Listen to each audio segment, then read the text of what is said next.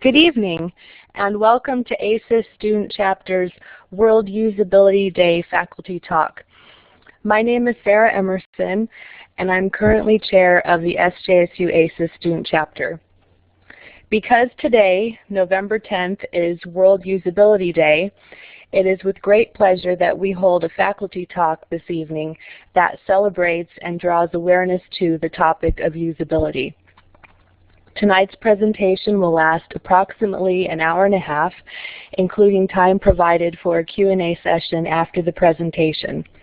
Additionally, after the faculty talk, from 7:30 to 8 p.m., this Illuminate session will continue, during which time the two SJSU SLOODLE teams that participated these past 24 hours in the usability scavenger hunt will share their results with the audience.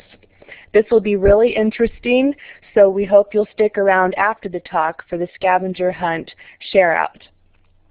At this time, I will now turn the mic over to Frank Florian, the ASIS Student Chapter Program Director, who has the distinct honor of introducing tonight's guest speaker.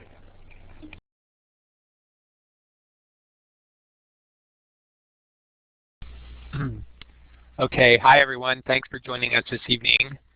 As Sarah just mentioned, today is World Usability Day, and we thought it would be nice to have a speaker give a talk for our chapter related to this. And we are very pleased that Jeremy Kemp, one of our resident usability experts here at SLOODLE, has agreed to talk to our chapter this evening. And also, as Sarah mentioned, I'll mention it again, we're having a follow-up meeting for a scavenger hunt that took place over the past 24 hours.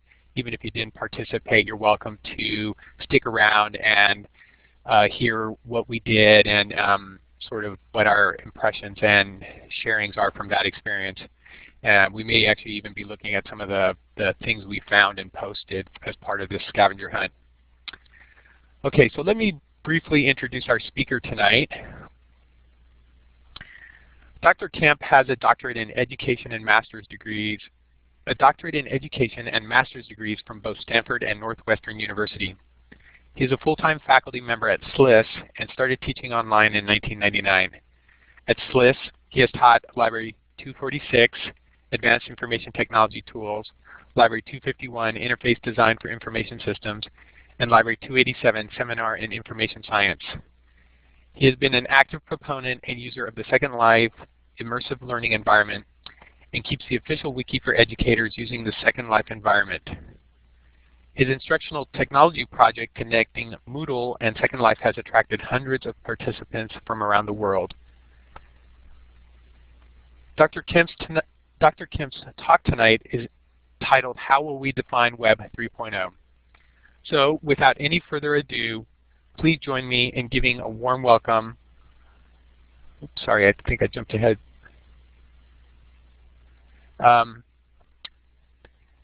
So please, without any further ado, please join me in giving a warm welcome to Dr. Jeremy Kemp.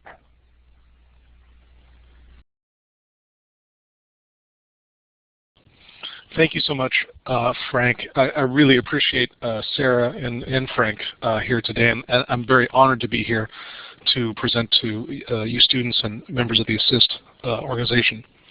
I took away a couple of slides. I think I might have confused Frank, but really I wanted to ask all of you to use the highlighter on the left-hand side and show us where you are. Here I am over here. Right now I'm in San Jose. So you can use the drawing tools or the highlighter and mark yourself on that map. That'd be great. Usually when I'm teaching students, when I've got the classes running and we do this, it's usually mostly Bay Area with maybe 5 or 10% outside in the United States, and then maybe 10 or 15% in Southern California.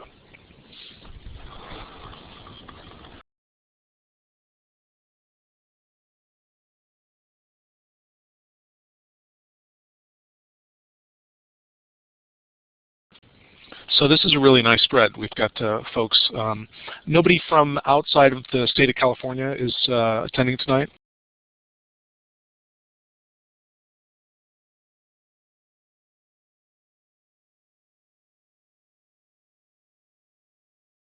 Jennifer, you're in Florida, I take it.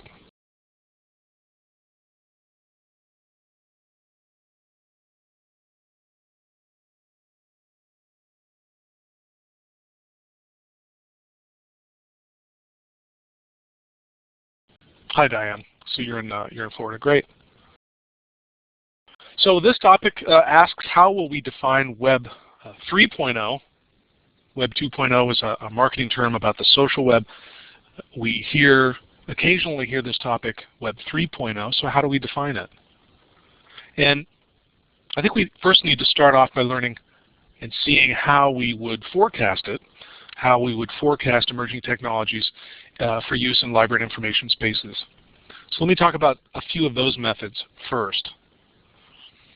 The first, probably the most popular method, is the Delphi method, which is a structured approach where groups of experts get together and are given a structured set of questions and technologies and things that might happen in the future. And a very famous example of this, I think, now is the Horizon Report. And many of the innovations and emerging technologies that I'm going to talk about in this presentation come directly out of the Horizon Report. So it's quite effective at finding new technologies and emerging techniques in library and information science as well. So it has the attribute of being anonymous. So the panel of experts get together and make their determination about whether something is going to be happening. In the case of the Horizon Report, in the 1 to 2 year time frame, 3 to 4, 4 to 5. So it has a horizon for when these technologies will be coming into the mainstream. The panel gives a numerical response, and they also give summary feedback in text. So they'll write a description out of what they think about the specific technology, the specific innovation that they're looking at. Then I think really importantly, too, is that it's an iterative thing. So there's a second round. All of those results come back from the experts and are digested and reformatted and then sent back out to the group. So that's the Delphi method for forecasting. Another method would be trend analysis. So you've heard Moore's law.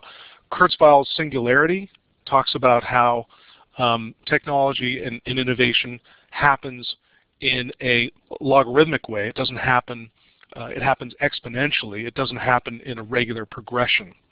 So humans, we have a real hard time making forecasts in that sort of setting because things happen and progress faster over time. So that's that's an interesting YouTube video with Ray Kurzweil talking about his singularity. And the coming singularity is when all of technology is equal to the processing power of all humanity. I want to show a video now quickly. This is another forecasting method. You could call it anthropomorphization. Technology as an organism. So what does the technology want? So the technium, he defines this: technium is a sphere of visible technology and intangible organizations that form what we think of as modern culture. So it's the current accumulation of all that humans have created. So I'd like to take a quick break here and play this video with all of you. So I'm going to let me go and grab that URL for you. So what I want you to do, this is a short video, what I want to do is have the group start this video, and then when you're done, go ahead and make a smiley face. Actually, raise your hand. Use the raise hand button. So I'm going to put this URL here now. Click on this URL and watch the video. It's a short video, and when we're done, come back and we'll continue on with the presentation. So I'm going to start it now and then be back in a few minutes. Let's go ahead and click on that link.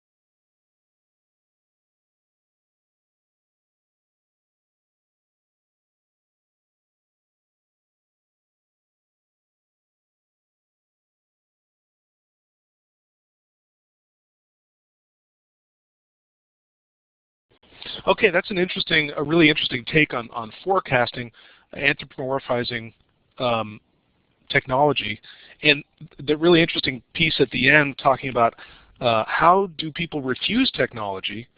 I think I've seen that a lot very personally in the way that many of the students when I first came to SLIS and started working on Second Life and got a real strong pushback from a few folks, and I was able to understand why that was happening through my doctoral research. I'll chat a little bit about that here in a sec. So I want to introduce you to a free resource. This is a book published. It's available for free on the web through the National Research Council and nap.edu. If you go to nap.edu, you can search for disruptive technologies.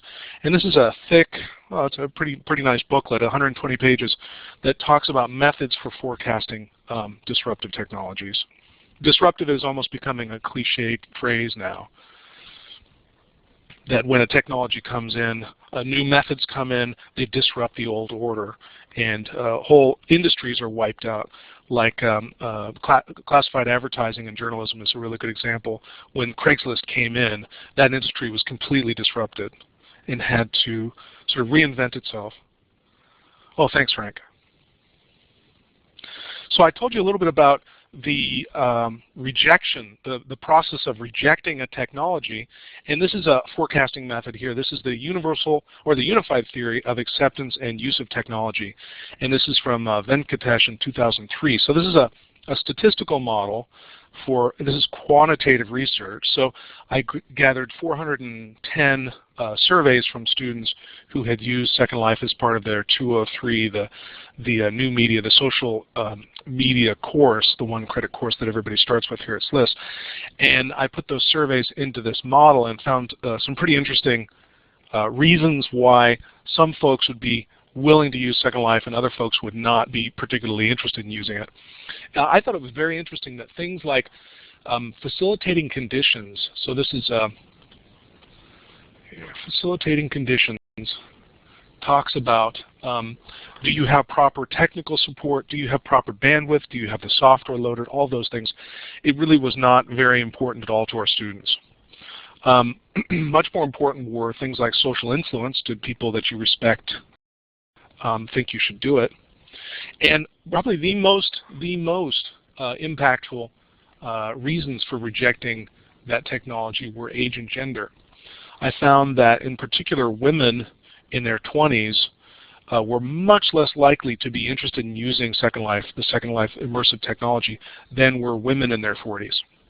Women in their 40s were much more open to using the technology and had more interest in using it. So I thought that was really interesting. So what Kevin Kelly talks about is why do people reject a technology or refuse a technology? That's a very interesting topic, and I think that's very applicable to what we do in library and information science as well. So here, one of the questions, these were Likert scale questions. So there were 4 questions at the bottom. You can see I would find the system useful in my job, and then I asked the students to rate them on with the Likert scale. So that's forecasting. A few methods for forecasting, including, we talked about the Delphi method, quick overview. We talked about trend analysis, things like Kurzweil and Moore's law.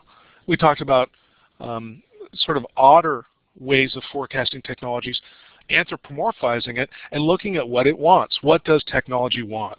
And that's Kevin Kelly's book, recently published. So here are a few definitions, possible candidates for Web 3.0, and these are all from literature. The Internet of Things. So the Internet of Things is Web 3.0. I'll show you a little bit about microcontrollers. I'm going to show you about 3 specific projects over time that I've worked on while at the school and a little bit earlier, and turn those into a working definition for Web 3.0. So I'm going to show you a project I did with microcontrollers.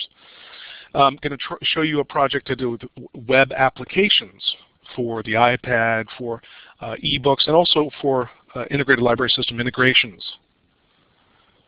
Then here's another candidate, the mobile web. So the ability for your cell phone to know where it is and to interact with the web in a different way than you would get on a desktop. So the mobile web, some people have called Web 3.0 the mobile web. Probably the most common definition is the semantic web, using linked data and working with databases that connect with each other in interesting ways.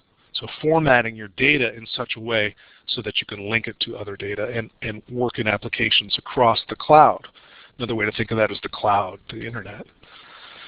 Another way that I've heard Web 3.0 referred to as the immersive web, 3D visualizations, taking data and creating 3D models and kind of goofy, you know, social stuff with avatars and dressing up and all that, but that's all part of the immersive web. And so I want to talk about 3 projects I did, one in the Internet of Things, one in web apps in the mobile web, and one in the immersive web. So I'm going to go over some of those projects with you. How will we define Web 3.0? That's my question for the session, and the answer is we will make it. Librarians, information science people will make Web 3.0. How many of you are involved at all in the maker movement or have done any creation of things, bits, physical creation? Yeah, Kristen. Kristen, what have you done? I'm curious to hear what you did. If you have a mic or chat. I've just gone to Maker Faire every year, I think, and I occasionally attempt a project from Make magazine. I built the cigar box guitar they had. Oh, that's great. That's great. So does anybody else subscribe to Make magazine?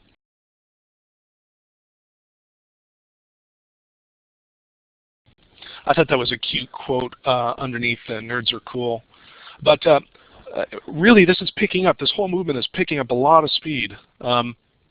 Autodesk bought a website called Instructables. Microsoft is doing some interesting stuff. If you've heard of the Kinect, they're really allowing and encouraging people to pull the Kinect apart and do interesting things with that. The Wii, as well, has been used in libraries. Microsoft just launched the Gadgeteer, which is a sort of a do-it-yourself microcontroller platform. And there are a bunch of websites and companies that will help folks build stuff. MakerBot, Adafruit. So there's a growing movement here to build things and to create things. And so I think that's the thesis of my talk tonight is Web 3.0 is out there and we can build it. We can make it. So let's talk about making the Internet of Things, and I'll show you some example applications and how that works. So at a recent visit to the library, this is a use case. So this is an imaginary situation where this sorts of technology or new methods might be useful in a library. So at a recent visit to the library,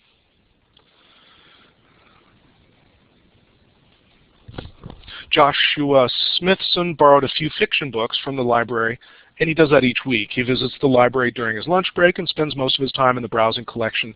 So Smithson has never visited the library's website. His only interaction with the digital library is through touchscreens on the checkout stations. And you can see that when he's done with books, he walks into the branch and drops them off. So this is a completely physical interaction.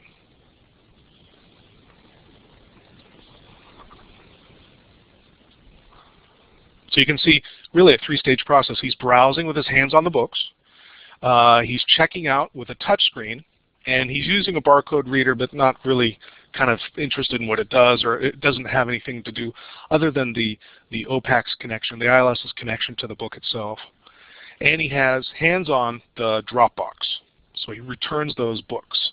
So it's a completely physical relationship really that he has with the library.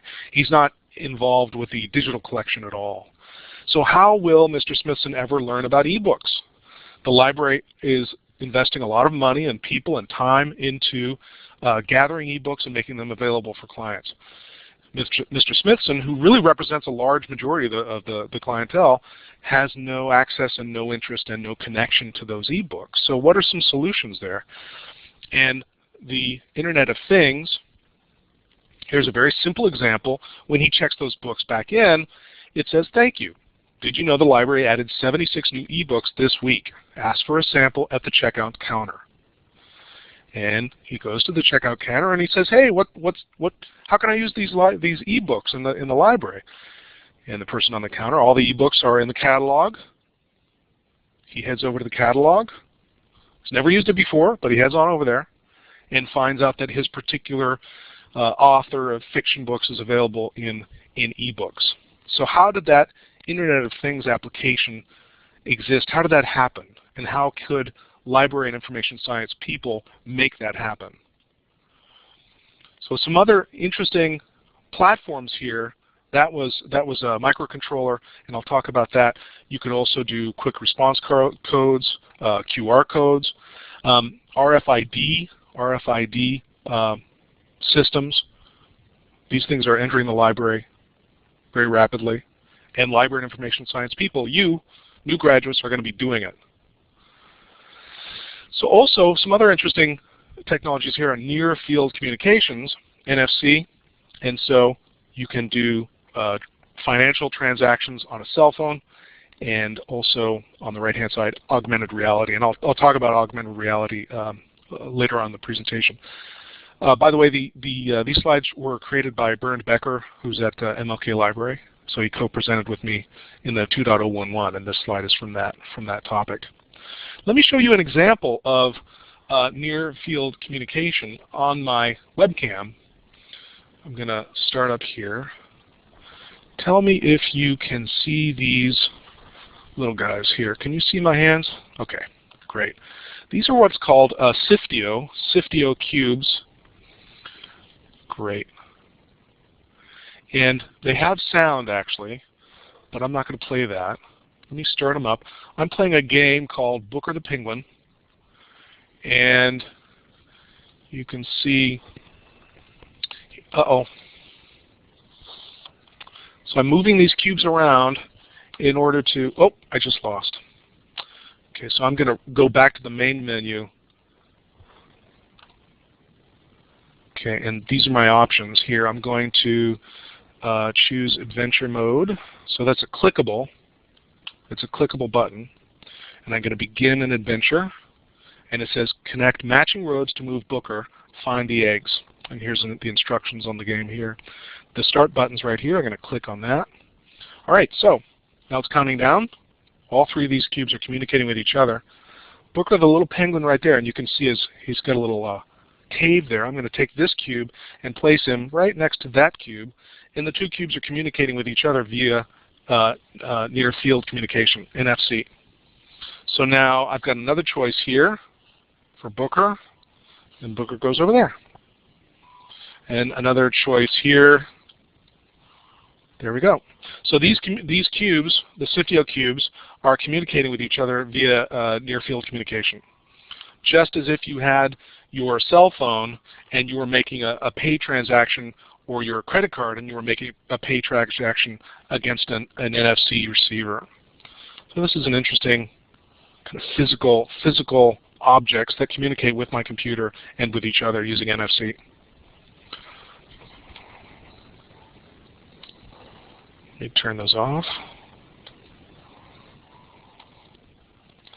Okay, that's NFC. You can see on the left-hand side, most typical kind of application is going to be the commerce, cell phone commerce. But you saw one application with a learning and instructional design project where you have these cubes, the SIFTIO cubes.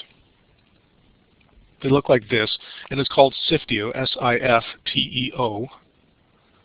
And if you go to siftio.com, you can find them there.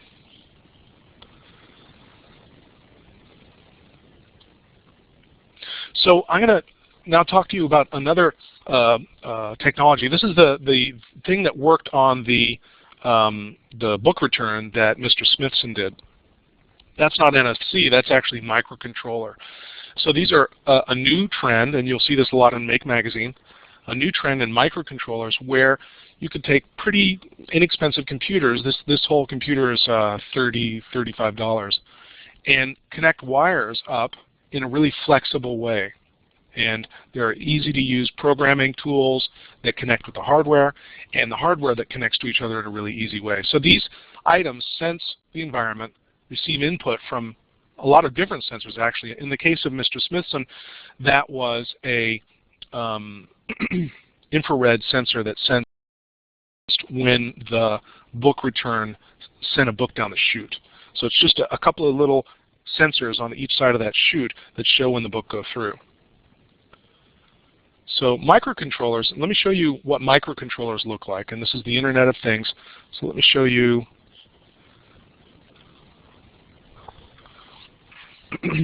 Here we got,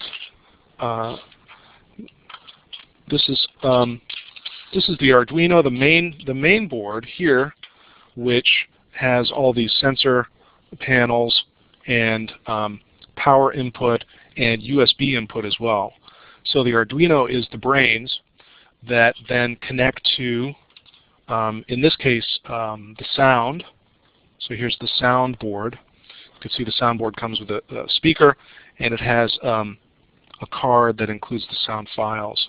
So these guys fit right on top of each other like this. A very simple kind of a hardware connection. And then you would do things like, let me pull this guy off here. If you wanted to connect to your ILS, there's another board here that has the Ethernet cable. So the Ethernet connects here. And if you wanted to, for instance, have a range sensor, so this is a range sensor that connects to one of the sensor pins, and you would connect it that way. So then the program for this board comes in through the computer, and I program it on a free piece of software from the Macintosh. So these are microcontrollers, a very kind of crude beginning and basic version of the Internet of Things. But you also saw the SIFTIO cubes, which is a little bit further along. This one is capable of doing near-field communication and QR codes and barcode reading. It's just a matter of finding the right applications and the right hardware to connect to it. So that is the Internet of Things. And another way to call those would be the smart objects. So these are some components. You just saw, actually you just saw this component on the video. So Web 3.0 as defined by the Internet of Things. The Internet of Things. So that's one definition, one possible definition. And you can get more information here at Arduino, Makershed, Adafruit. If you search for smart objects or microcontrollers, you'll find plenty of places to find these things. Okay, so any questions before I move on to the next possible definition of Web 3.0?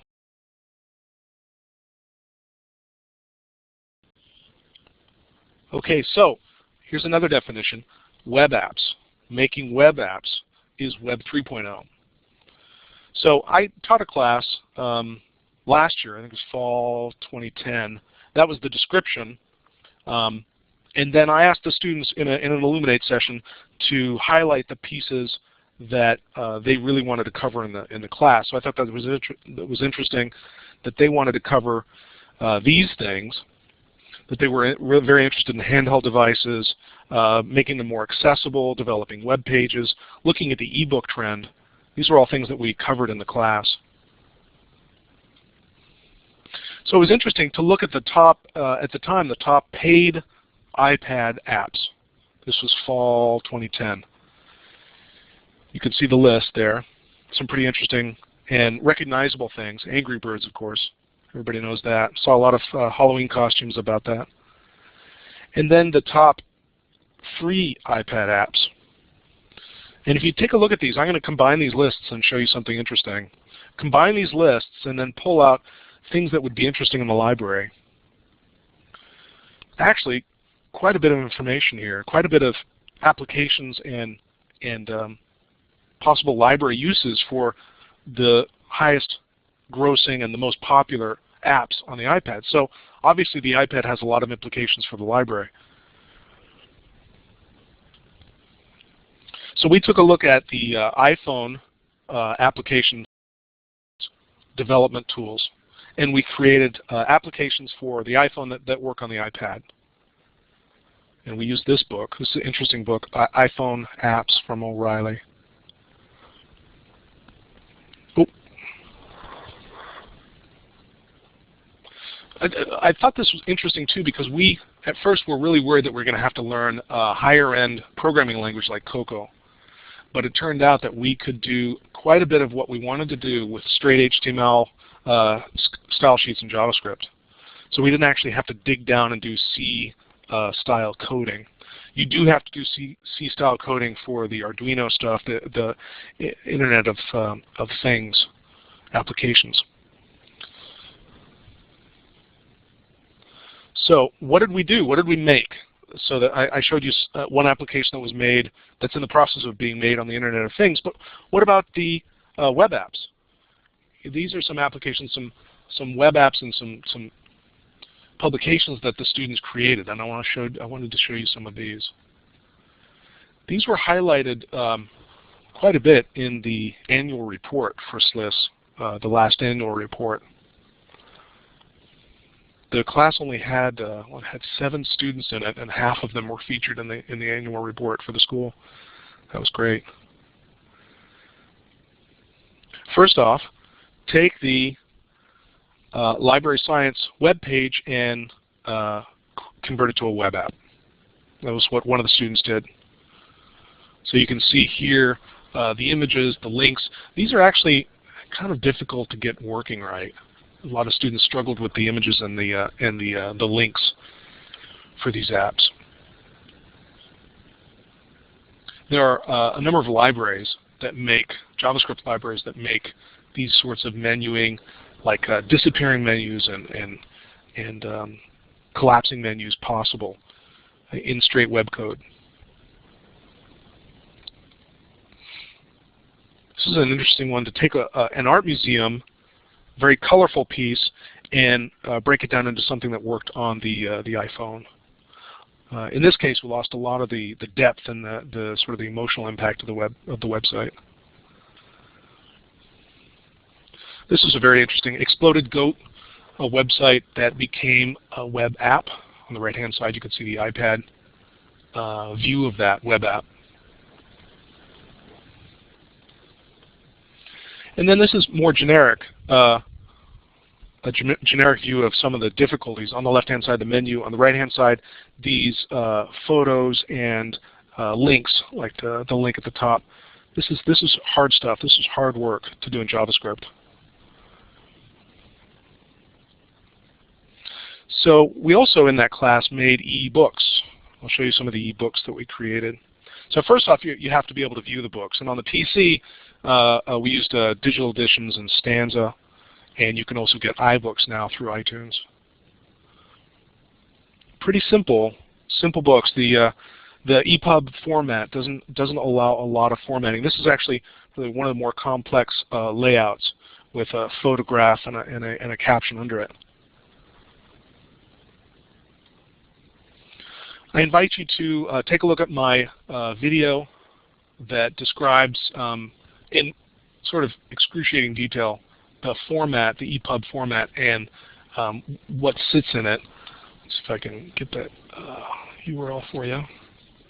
So really, if you wanted to know the anatomy of the EPUB, the open digital publishing format, you can go to that website, that YouTube video, and hear an overview of it.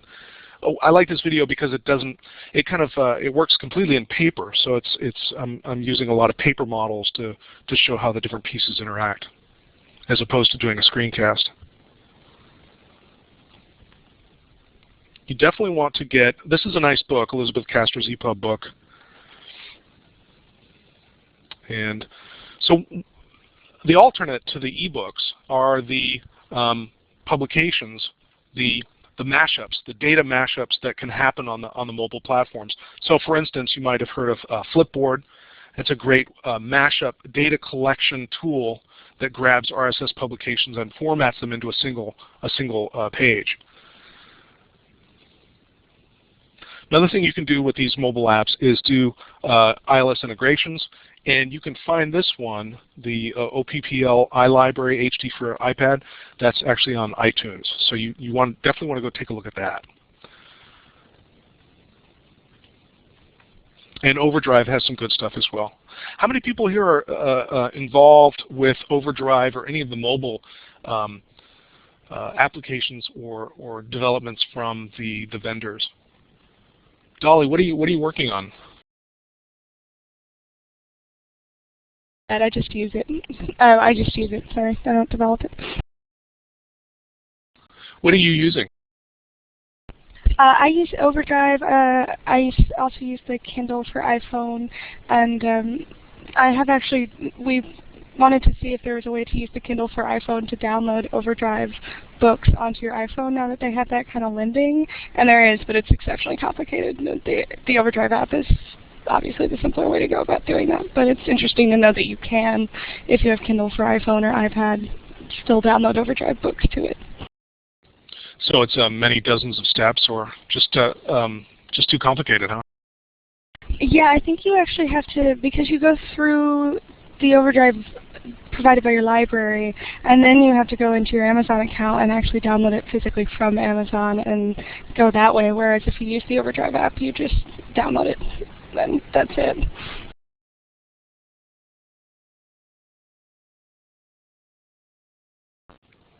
Okay, another way to define Web 3.0, I've heard it defined, I've seen it defined, is location-based, the location-based internet. So using location services to provide data. And location-based services offer all of these things.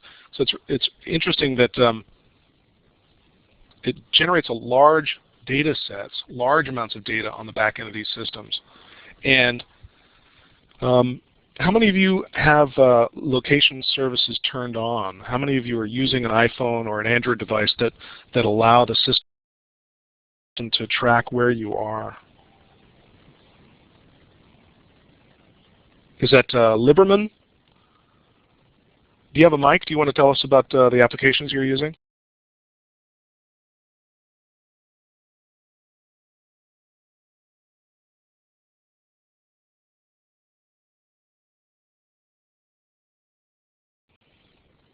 Okay.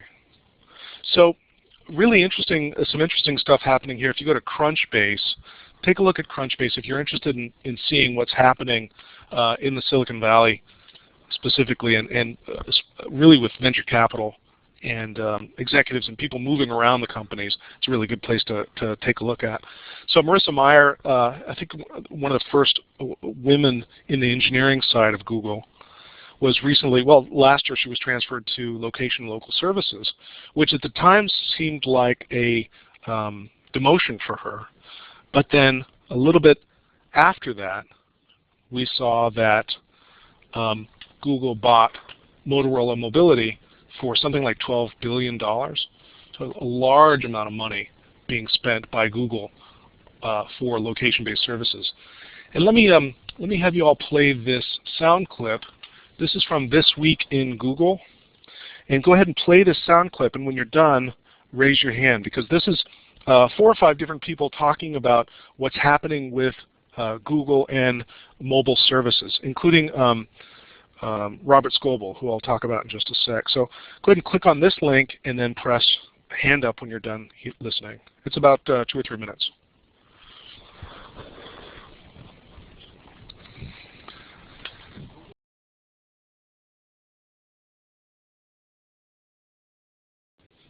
Okay, great. So you heard definitely the beginnings of a definition of Web 3.0 there. That was Leo Laporte of Twit.tv, Jeff Jarvis of City University of New York, Robert Scoble, who's probably the first commercial blogger, blogged for Microsoft, and actually is a graduate of San Jose State, Jennifer Van Grove with Mashable.com. So they were describing how Google is reinventing mobile and search, and how that has really strong possibilities for being another candidate for what we would call Web 3.0. So other examples are Facebook Places, Google Places, and Foursquare. and GoWalla.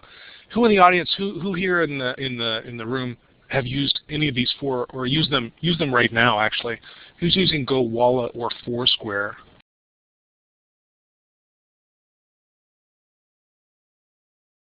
Yeah, I just saw an article describing how use of Twitter and Foursquare by brands, by corporations, is dropping off in favor of Facebook. So Facebook's becoming predominant among brands and corporations. It's interesting how it moves and changes so quickly. So probably the most cited version for this definition, Web 3.0, is the semantic web, or linked data. And really good definition of this topic by Walt Mossberg of the New York Times in May of 2009, and they had the conference is called All Things D. It's an annual conference. If you take a look at that article, it's pretty interesting. They talk about 3.0 is thin clients and cloud-based computing. So clean, simple software, cloud-based data and services. So the example they give at the time was iPhones, iPod Touch, and how quickly they were selling units and attracting apps, 35,000 apps. So in 9 months. So that was their definition, these thin clouds, thin clients. And on those clients, the semantic web, so machines talking to machines. And they are creating intelligent agents, as Tim Berners-Lee said in 1999. If you search at Tim Berners-Lee, you'll see a lot of good information on linked data in the semantic web. Let's take a look at one application. Let's all take a look at Wolfram Alpha. Let me get you a link. I want to run you through an exercise here to look at how common your name is. Let's see here. So if you go to that link and type in your given name, it will give you some interesting charts, an interesting chart about your name. So go there and then look for your given name. So given name Chris, given name Ann, given name Frank.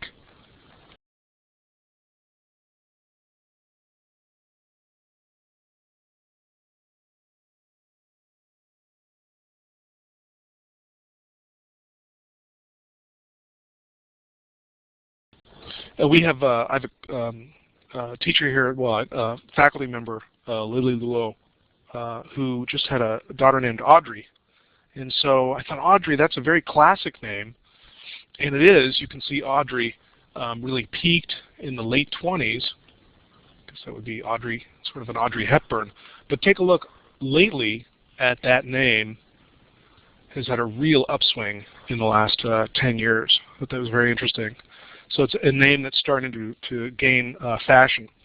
It's fun and it's interesting, but the important thing to look at in Wolfram Alpha is that there is source information for any of your queries. So if you look for the calories of a banana, or any kind of ready reference sort of questions that you would ask of the system, it will show you 2 or 3 or 5 different databases that it's pulling the information from. So this is a really good example of a semantic web browser, Wolfram Alpha, a semantic web browser. And actually, if you use the Siri application on the new iPhone, oh, Joletta, wow, yeah, I can see why. That's a great name.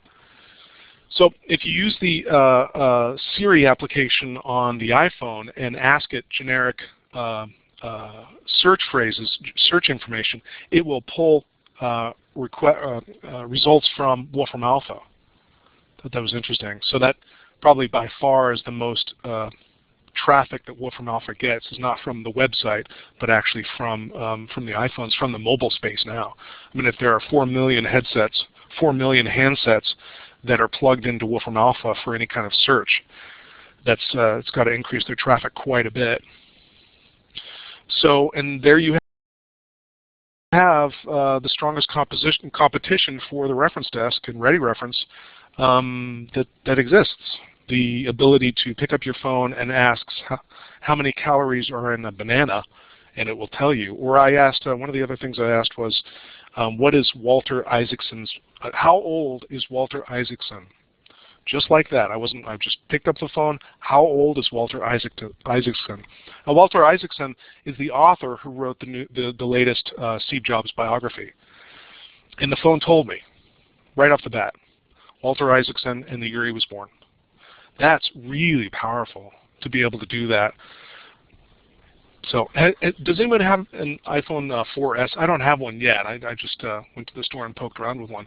Does anybody have any experiences with the iPhone 4S?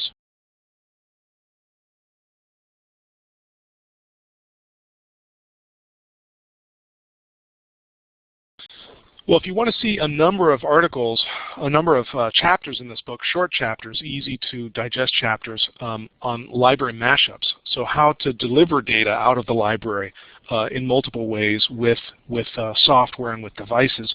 Check out this book. It's an excellent book, a couple of years old. Nicole Engard's with a foreword by Jenny Levine. Mashups, web2learning.net.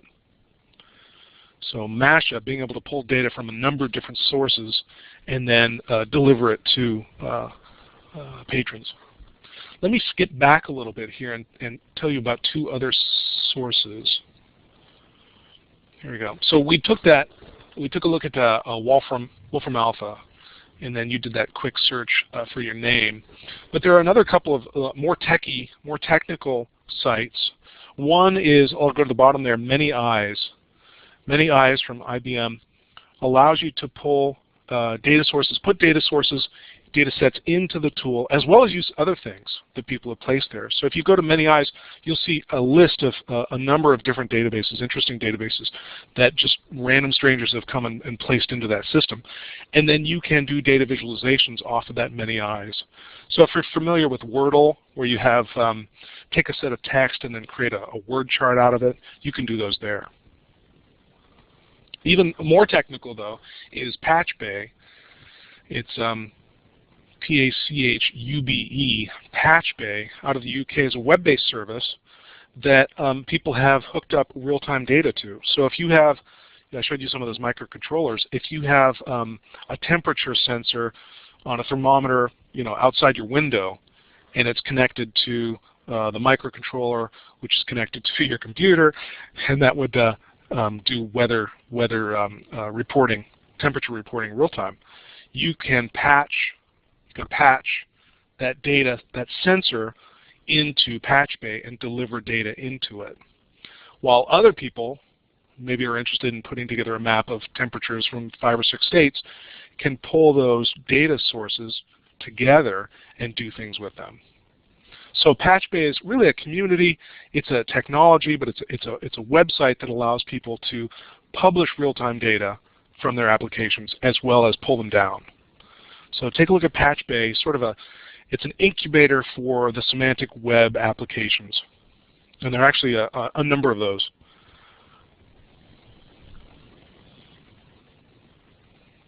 Does anybody have any other interesting semantic web links, semantic web developments or resources they want to share?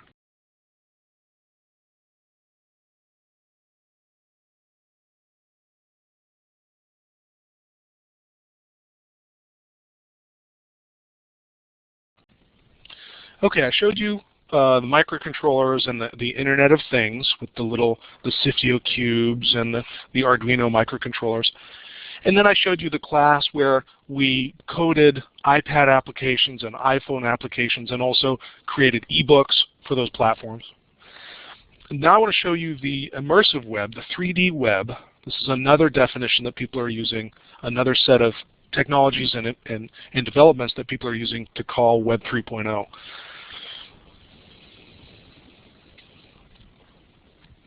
So how many of you play World of Warcraft? Just out of curiosity. Anybody in here play massively multiplayer online role-playing game?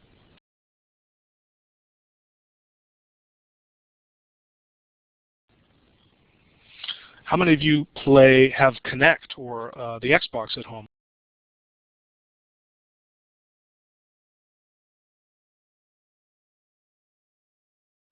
Oh, great. So Jennifer and Joletta, are you? Do you have any of the? I saw some demos. I don't have the thing, but I've seen some demos where you can use the Kinect to interact with virtual pets. Have you ever seen one of those? The demos with the virtual pet interactions where you're standing in front of the television, the pet is on the television, and you can pet it and roll it and throw it sticks and things like that. It's really interesting that the sensor, the camera sensor, can see where your body is in space in front of the television and then interact and change the characters on the television. I thought that was really some interesting stuff.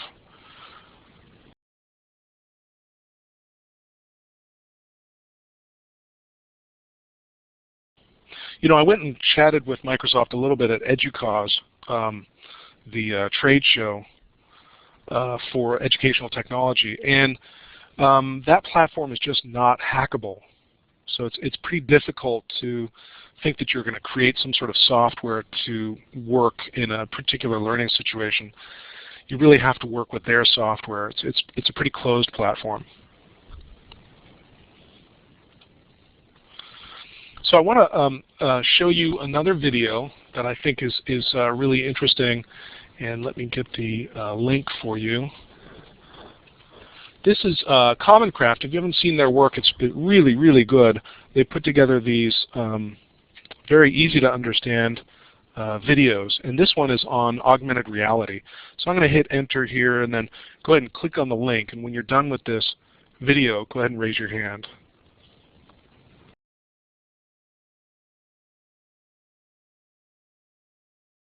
Yeah, I think that's a great video, a simple overview of augmented reality. And I want to tell you about a fully immersive, you log in, have an avatar kind of virtual reality. Yeah, metadata for reality. That's a great way to put it, Frank.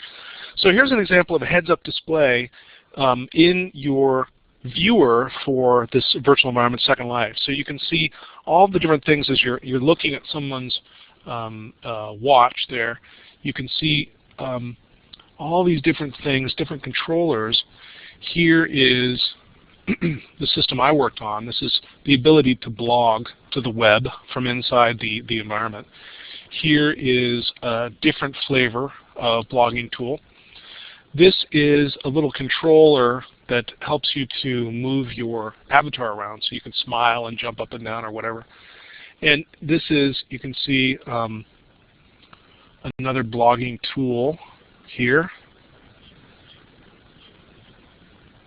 And this is a chat recorder, so everything you chat gets sent out to the internet. And then the things down on the bottom are regular. Well, here's down here on the bottom right, there's a sensor that tells you who is nearby. So these are all things that were created by the community. They weren't created by the people who code, who program Second Life. So this is what it looks like. This is the tool that we created.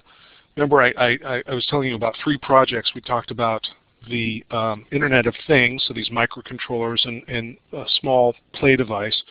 Then we talked about the e-books and web apps.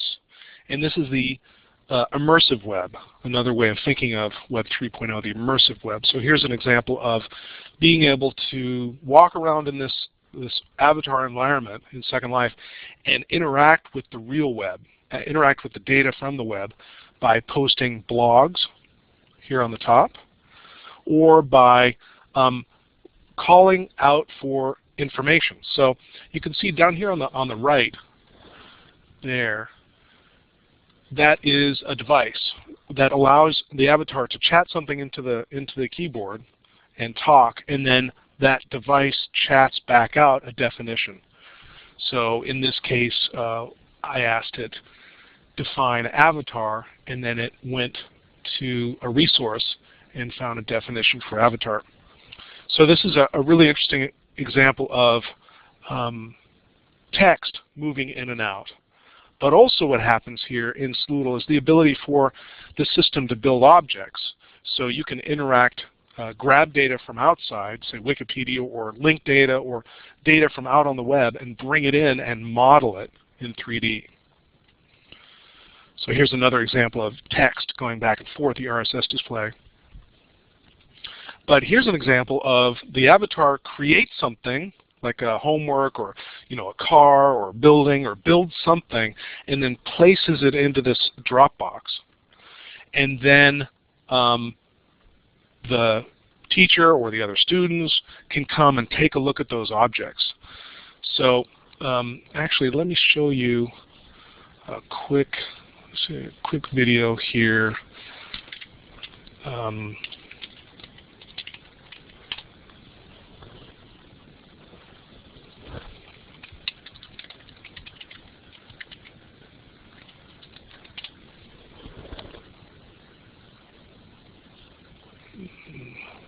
Sorry, actually.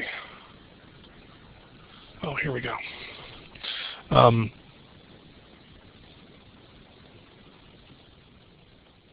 Let me show you a press release. Sorry. So there's a press release there about the system that I created for Angel. There's also Moodle. There's a Moodle version, but also an Angel version for the Angel Learning Management System, and you can see the press release there. So not only are you able to get data back and forth in the form of text, so the avatar types something in, and then the system goes out to the web, gets some information, brings it back, but you can actually interact with 3D, with built objects and models using data from the web. So that's really interesting, an interesting portal. So each one of these systems has sort of a technical, this is my mental model, right? This is a mental model of how the system overall works, how the mashup works all together. Each one of these systems, the e-books and the microcontrollers, they all have, I guess in my head, I mean, they all have this sort of a view of how the system works.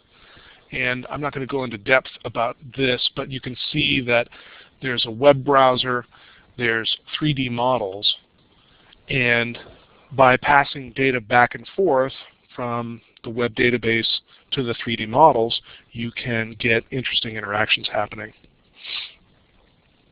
So that's an interesting kind of a data flow, sort of an overview of the system and how it works. So how will we define Web 3.0?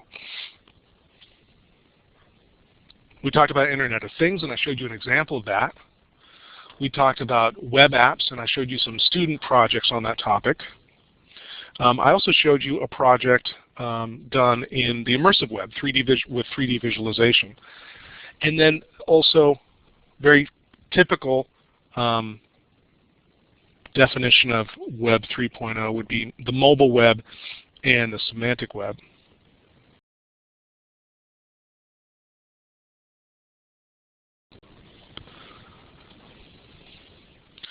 So I would define Web 3.0, if you put all these together, a small personal devices that have senses.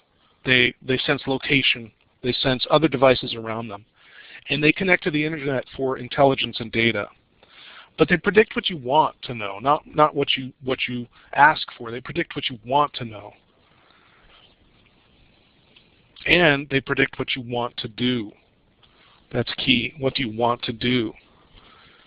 They give that information to you in context and deliver data visualizations on that information.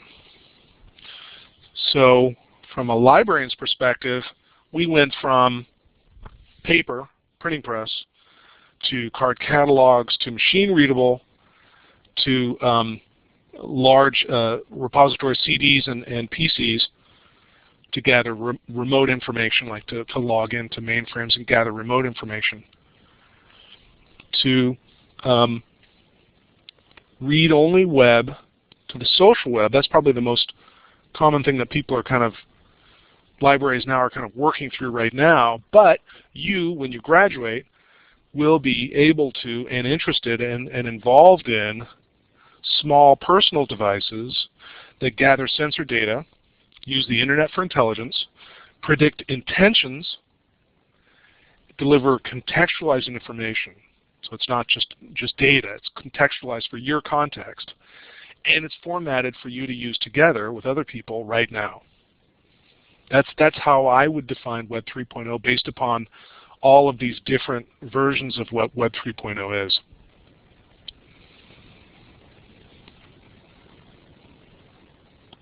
So How do you define Web 3.0? I'm curious to hear what your definitions are. This is just one possible definition.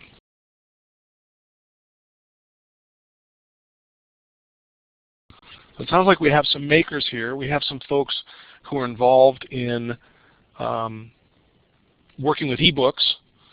We have folks who work with mobile devices. So it sounds like we're all, I think the SLIS students are going to be the furthest along in really what's next, right? What's new. All of your knowledge together is just gold for people who are out in the field right now who want to know what's next. Right? You have that experience, you have that personal relationship right now with these technologies. So that's yeah, that is my thesis then. How will we define Library 3.0, or I'm sorry, Internet 3.0, Web 3.0? And the answer is we will make it. So your expertise and your knowledge and understanding moving forward will build Web 3.0.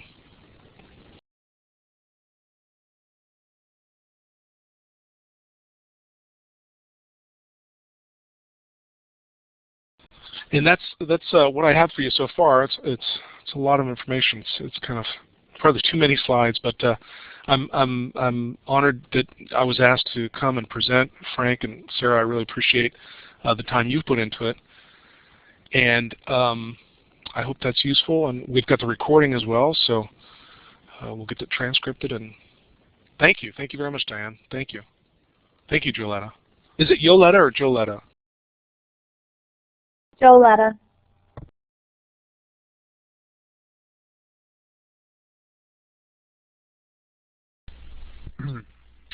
Yeah, thanks a lot, Jeremy. That was that was super interesting. I was just curious. Are you open to taking questions? I'm guessing you're done with your talk now.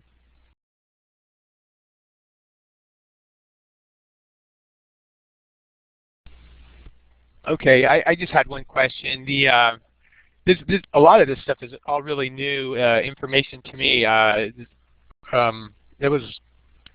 have one word really, wow. That was a lot of really interesting information. I'm going to have to go back and listen to the recording and follow up on some of those links you gave. At the end, you were talking about Web 2.0, Web 3.0, and you mentioned sort of the predictive capabilities being built into it. But isn't that one of the, I guess there's been some criticism of that as well, that the predictive features of some of these things that we're finding coming up on the web now, in a sense, almost act as filters on information. So they may actually sort of put us into an information bubble. Do you have any thoughts on that? Yeah, I guess my response to that is an excellent talk by Ellie Pariser by TED on Beware the Online Filter Bubble. I think that's definitely an important, it's definitely right on the radar, this thought. And actually that was, Frank, I don't think you didn't make it to the ASIS conference in New Orleans, but that was the student contest, and we actually had one of our students was on the winning team looking at trying to break out of that filter bubble. It's interesting to look at Google results and be amazed at how self-referential they are. If you are logged into Google and have cookies or have an account on Google, it's going to give you information that's very relatable to who you are and your previous search experience and your location too. And it's also interesting to look at Facebook and to see how Pavlovian kind of it's presents the news results. If you click on friend A multiple times because she's got pretty pictures of her baby up, versus friend B who only posts once every 2 weeks but gives a job tip that would help you get a job, you're going to get friend A's pretty pictures of babies and not friend B's job tip, even though friend B's job tip probably is really what you want to see. So the systems I think right now are clumsy and awkward, but I think they're going to get a lot better.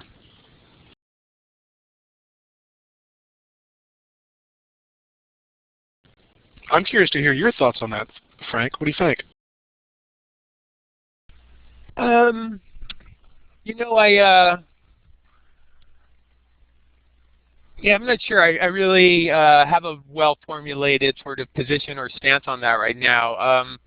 I do remember, I think I saw that Ellie Pariser talk. I don't know if I saw it all the way through, but that's the first time I sort of heard this concept. And then I went down to Internet Librarian, you know, back in October. I didn't make it out to ASIS, unfortunately, but maybe next year. And there was some sessions that were dealing with like search, sort of power search tips. And there was, I can't remember who the presenter was, but they were pointing out some of the things that you just brought up, like Google searches. They said, you know, try. I think there's a way to change your identity. You know, try doing Google searches with different accounts. Try doing. There was a sort of a identity-free Google. I think it was called Scroogle or something like that. And she was just really highlighting the way in which the information that we think when we're using Google, we're kind of getting everything that the best information and everything that's possible to get. But it's interesting to see how tailored the information can really be. You know, it's definitely something to be paying attention to.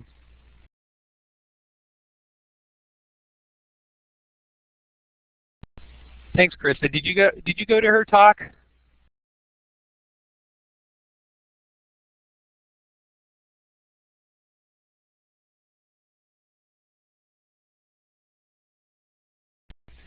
Yeah, that's right, Patricia. The Mary Ellen also talked about you know, Google searches.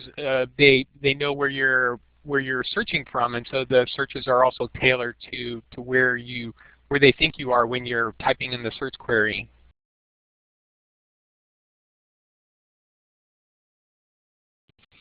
Yeah, I'm looking for that talk. That's a great tip. Have you heard of Scroogle? I just heard about it the first time in Mary Ellen's talk. It's sort of this identity-free way of searching Google. I don't know how they do that exactly. I heard the term just because it's so memorable, but I haven't really looked at it, no.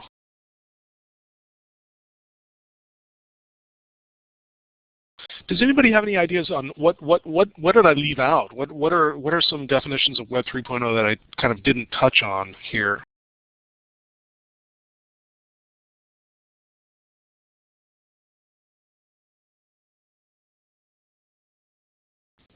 Okay, great. So thanks, Patricia. Let's wrap it up then. And Frank, do you want to finish off? Yeah. Okay. Well, I guess I can probably safely speak for everyone in saying that was a very information-packed talk. Thanks so much, Dr. Kemp. That yeah, I really don't have anything more to say about it. When you asked just now about anything that you may have missed, that I almost sort of chuckled to myself because I think you covered a lot of bases. So that ends it for the talk. Thanks to everyone for coming. And I'll just go ahead and hand it off to Sarah. She usually does a little closeout here at the end to sort of talk about our just put in a sentence or two about our chapter.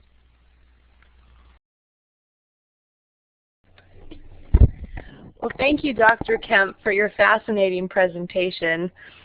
Thank you, Frank, as moderator, for organizing this program. And also thank you to everyone for attending our World Usability Day talk event tonight. I hope to see you all again at our next program. For those of you who haven't already, please consider joining the ASIS student chapter, as we have many exciting things planned for the upcoming year and would love for you to join us. In addition, our next business meeting will take place at the end of November with a date and time to be announced shortly. And now I will turn the mic over to Dr. Kemp again, who I believe will be speaking about the usability scavenger hunt.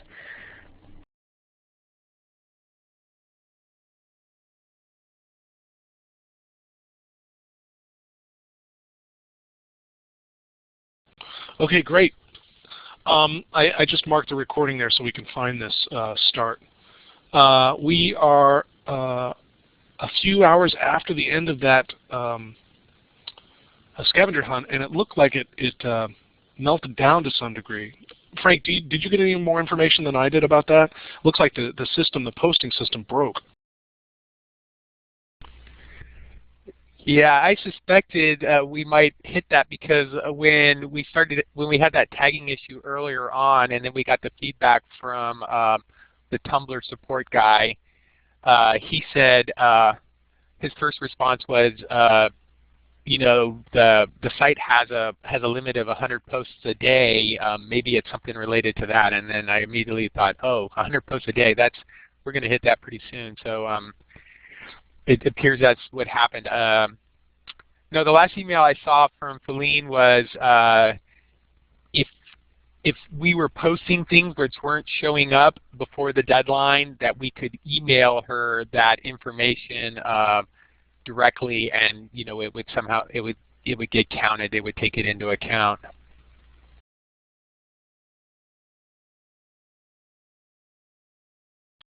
Well, do you want to start using the screens here to post up our entries and just take turns?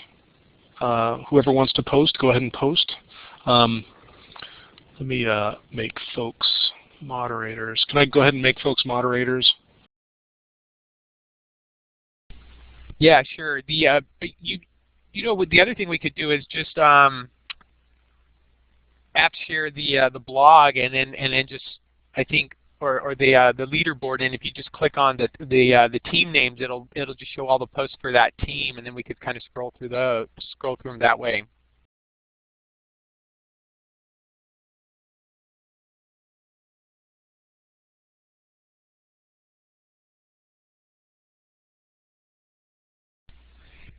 Yeah, you know, as far as does everyone have Feline's email? I think if you posted something that didn't make it onto the blog, then I think what we should just do is each individual just send an email to her with the picture and sort of the caption, as if you were going to post it to the Tumblr site, and just let her know that you sent this in before the deadline, but it never got onto the blog.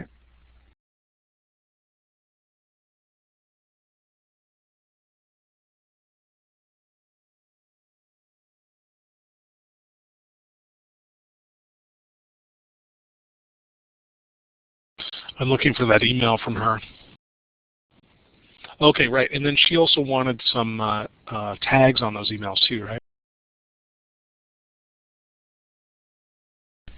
Yeah, what I would do is just, you know, send the email to her as if you were posting it to the site. You know, go ahead and attach or embed the image into the picture. Put the you know, the title caption, and then the tags on it, and then just send it to her instead of the Tumblr address.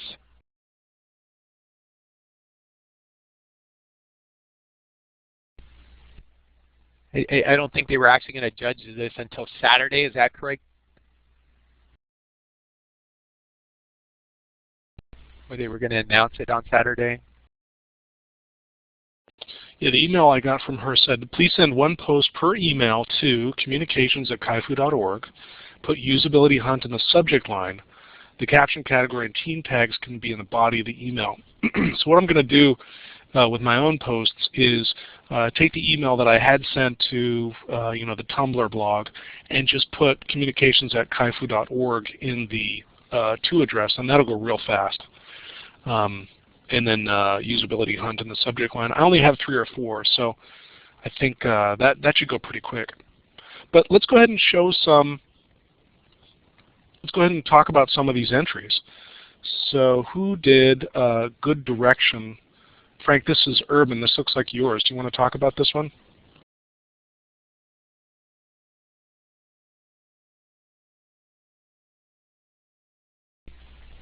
Yeah, that one was. I didn't feel very creative on it. I was just trying to. I was just trying to do. Just trying to get some fill in some holes on the category. It was. I think the category was controls are arranged in such a way that it's easy to figure out or use the system. And they have new meters in San Francisco now where you can use credit cards, money, or prepaid parking cards, and it just they're that's a lot of options and a lot of different ways in which you could interact with it. And I thought they did a reasonably good job of buttons and directions on the meter, so that's why I posted that picture.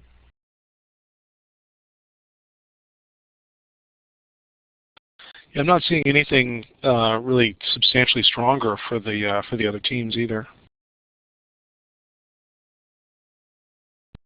Some of my other pictures I liked a little better. There were a couple I was kind of felt good about, but that one was, I don't know, felt like I was, I don't know, not copping out, but it just seemed like something just sort of quick and dirty.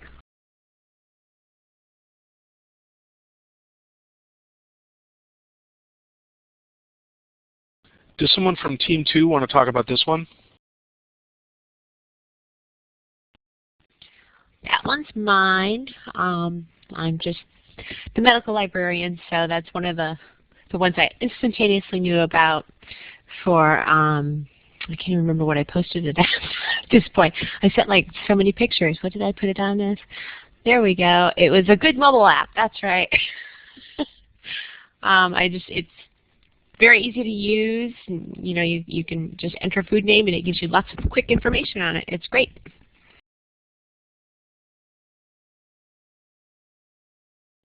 How about this one, Good Special?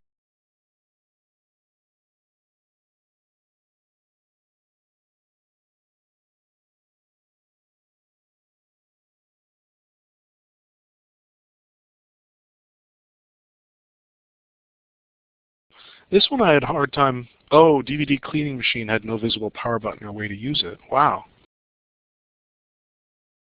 Yeah, that one's mine, and I hate that thing. And I remember the very first time I walked up to it being just incredibly confused by it. So.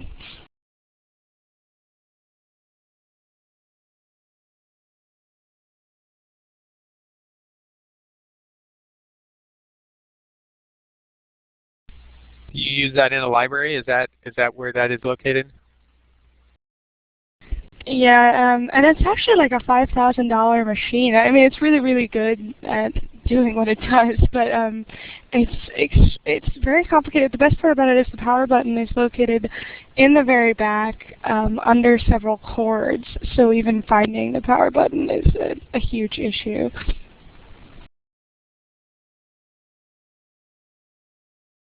So it looks like Sandra did this one with commuters only, the no sleepovers. So it has the bars in the bench. Is that right?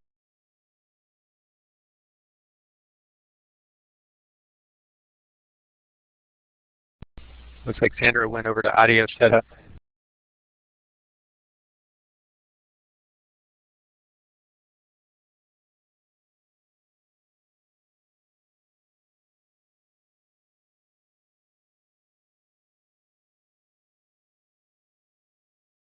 There's more pictures from San Francisco, right? Yeah, that was mine. I posted it as bad special, and then I changed my mind. You see these bike signs. They're pretty common, but I was always kind of thinking, well, what message are they conveying? Are they trying to tell bikes that this is the way they should, this is safe? Is it meant more for the drivers? Is it kind of meant for both? And then I thought, well, it kind of works at a subliminal level, maybe like advertising, where car drivers, it's very nonverbal. They just sort of see the sign, and they maybe it sort of becomes part of the collective consciousness that these roads are sort of bike friendly, and that so I wanted to actually change the tag, but that was one of the ones I wasn't able to post and change. So I think I changed it from bad special to, I wanted to change it from bad special to good special.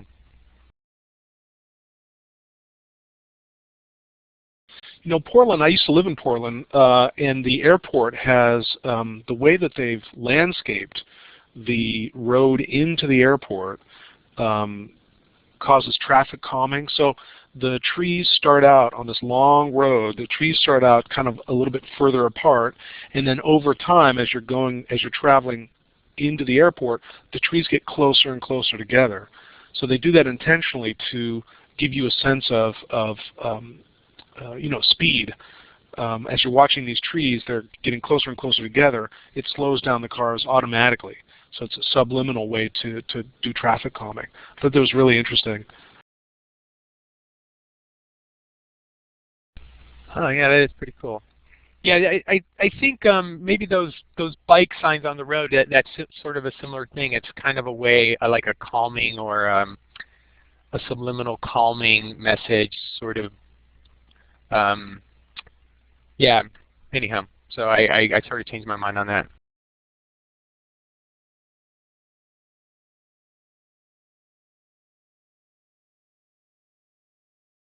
Is Sandra on mic now?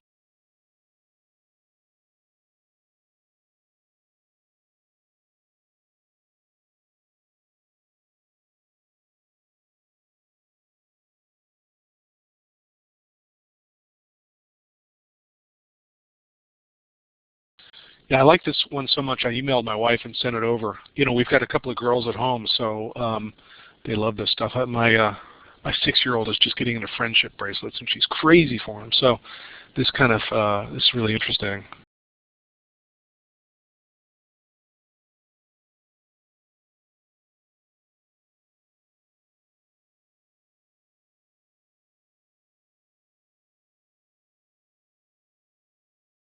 Does somebody want to talk about the, was this the same person, the girl up and crowd rise?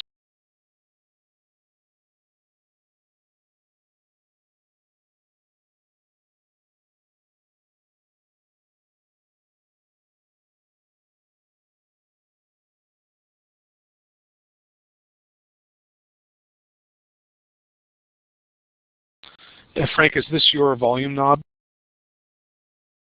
Yeah, it's my volume knob. So yeah, audio files know, was it the less attenuation of the decibels, the more attenuation of the decibels, the less the volume. It reminds me a little bit of that. Did you ever see Spinal Tap, where the guys are talking about their amps go to 11 and everyone else's amps go to 10?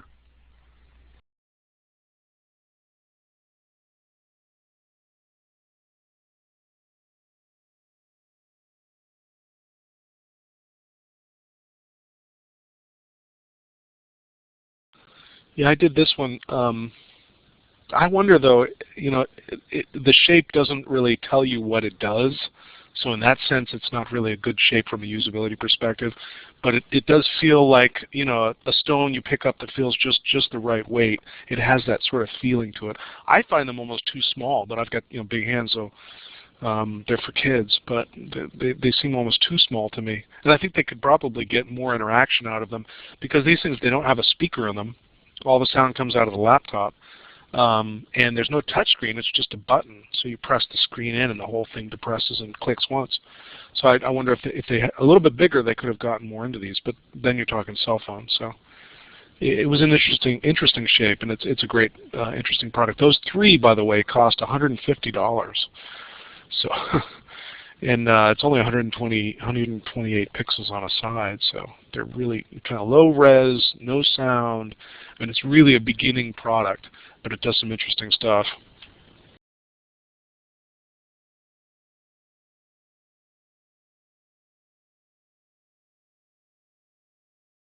Who did the beer bottles?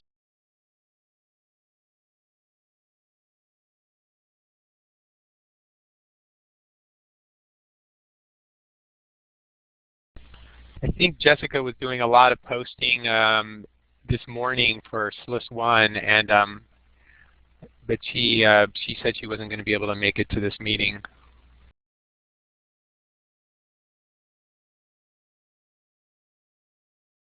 Does anyone know what this medical symbol means when it's on an elevator?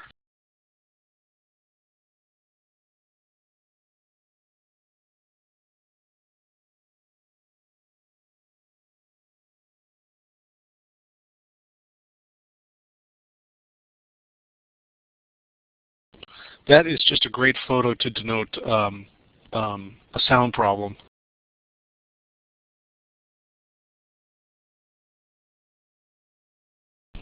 I really wondered if the medical symbol meant something like it could fit a stretcher or something along those lines, but I don't know.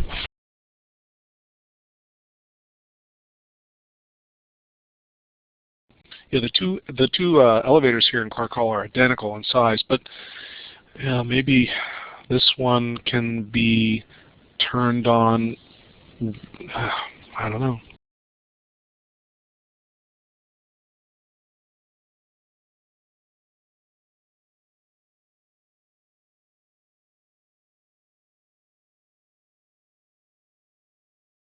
I didn't really get this one, the postcard.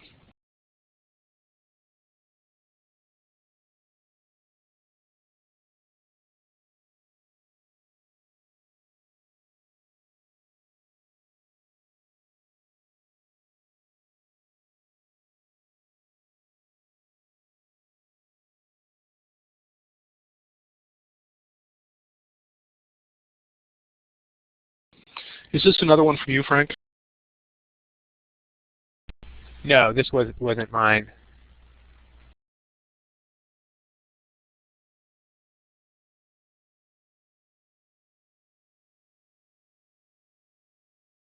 I thought this one was particularly good because it's more in the traditional HCI realm.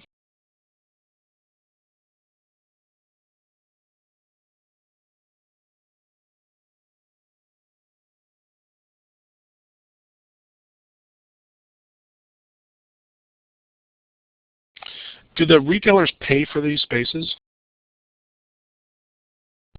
I'm not sure how that was funded. I think no, the retailers didn't pay for it. It's actually a citywide sort of thing that's going on in San Francisco, and they're really popular. You're seeing them in a lot of commercial districts. They're putting in these little parklets, and they're kind of doing. They all look very different too, and it looks like they're turning artists loose on them, and they seem to be really popular with the community.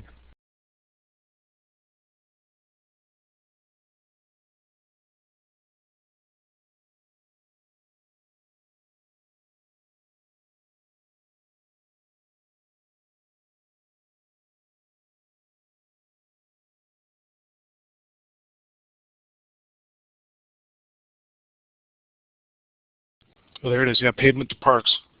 That's great.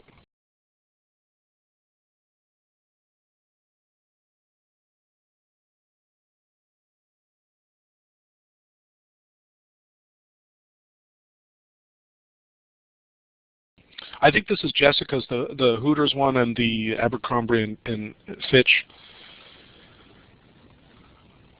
And then this looks like, is it optional? I don't understand how that little trapdoor works. That was mine. I've seen that on these.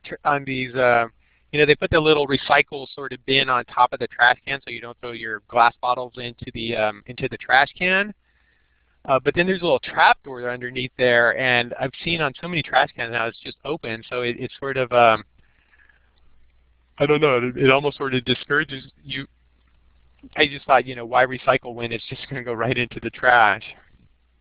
It seems sort of silly.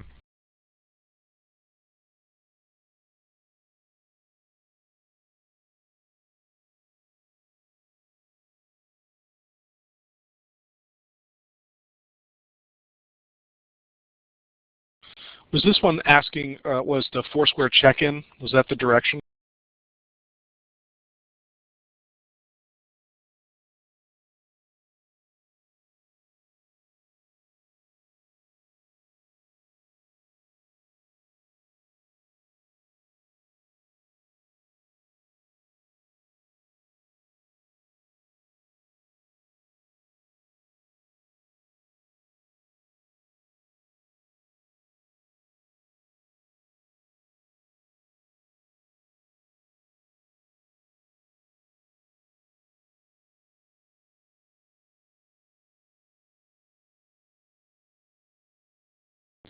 Yeah, I took a look at the video. If you go to that Low Creek website, take a look at the video.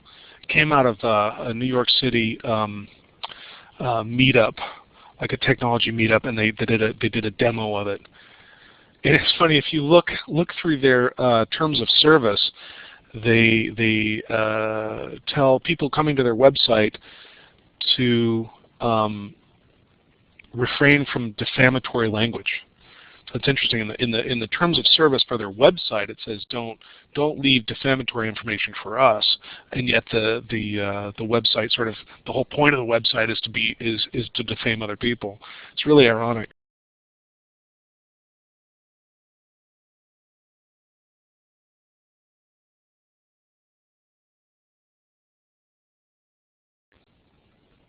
So Jen, if you have items that you sent into the Tumblr system, go ahead and resend those to the Kaifu, the communications website, the communications email address, and they'll get posted.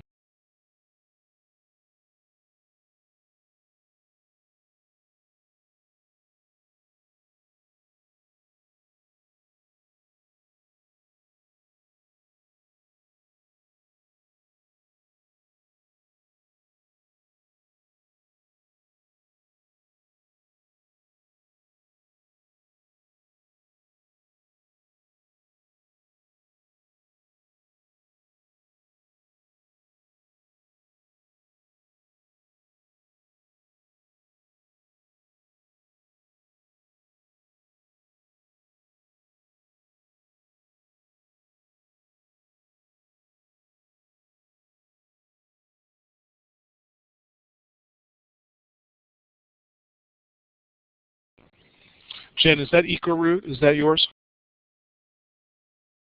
That's mine. Where did you find this? It's a. Oh.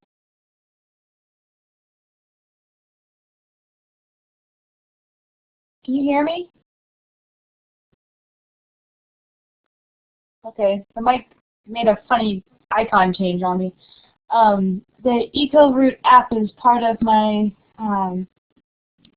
satellite navigation for my Garmin that my dad gave me, and you plug in all of the specifications for like what kind of car you have, how big the engine is, all of those kinds of things, and then when planning routes, you have the option of picking the eco route, which will get the most out of your gas so that you can use less.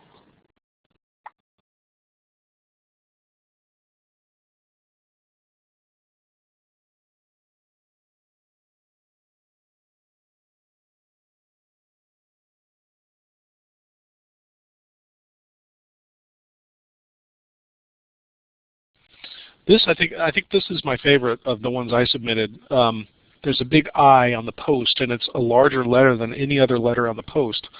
And if you're coming from that side and you don't notice that it has a blue light on the top, it really does look like an information kiosk.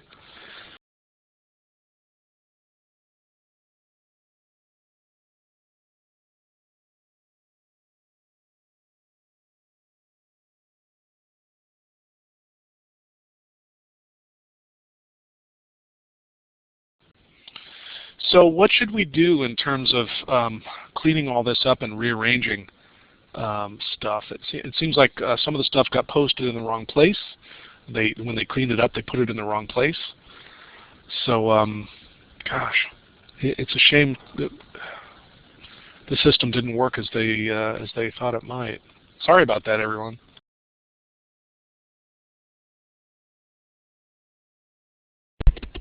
That's my favorite icon. I wish I could have posted that icon.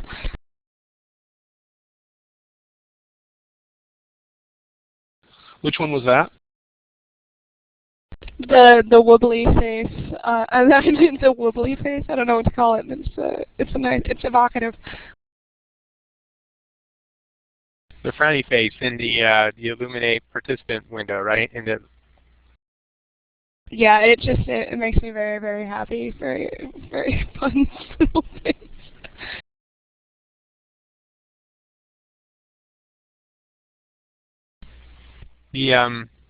well, to answer your question, Jeremy, it seems like really I mean, it would just entail a little extra work for folks. But if there's stuff that you really wanted to get posted that didn't make it onto the blog, I think you could just send it to that email that you gave in the chat window. Or was that communications? I think it was at kaipu.org. It seems like we'll just have to do it manually if we want that stuff to be counted.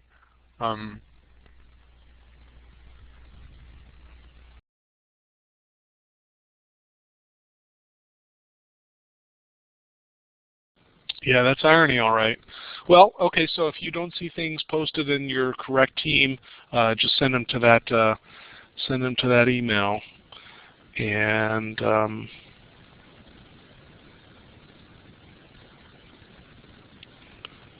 me find that.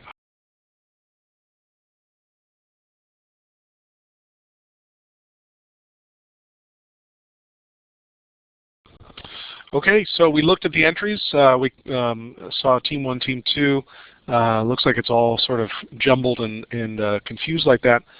I think it is something that we might consider doing next year. I mean, if folks are interested, we might be able to pull something off using a similar system, but use systems like some sort of PHP on our own servers to make it more solid.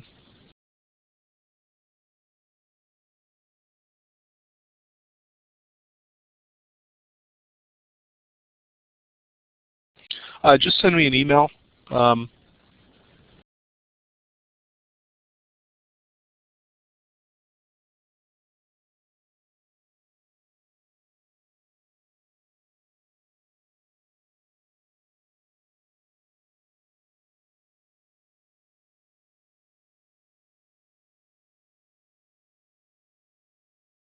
Just send an email indicating that what you did, the titles.